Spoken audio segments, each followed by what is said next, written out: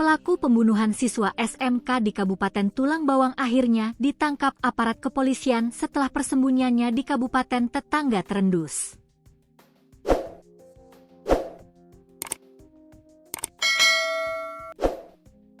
Kepolisian menyebutkan, tersangka bernama Said, 26, merupakan pelaku pembunuhan terhadap Rido, 15, siswa SMK yang jasadnya ditemukan di area perkebunan sawit pada Kamis, 11 Desember 2025. Kepala Satuan Reserse Kriminal Polres Tulang Bawang AKP Noviarif Kurniawan mengatakan, tersangka ditangkap setelah keberadaannya di Kabupaten Mesuji diketahui polisi.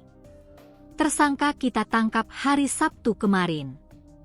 Saat diinterogasi, pelaku mengakui perbuatannya tersebut, kata Noviarif dalam pesan tertulis, Minggu, 21 Desember 2025. Noviarif mengungkapkan, motif pembunuhan diduga berkaitan dengan upaya tersangka menguasai sepeda motor milik korban. Dugaan tersebut menguat setelah polisi menemukan sepeda motor korban di lokasi persembunyian tersangka.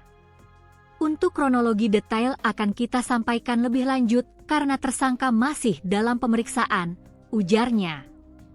Kasus ini terungkap setelah jasad Rido ditemukan oleh seorang mandor di perkebunan sawit Kampung Cempaka Jaya, Kecamatan Menggala Timur, Kamis, 11 Desember 2025. Saat ditemukan, korban sudah tidak bernyawa dengan tubuh tertutup pelepah daun sawit. Korban diduga dibunuh setelah sebelumnya menjadi korban begal.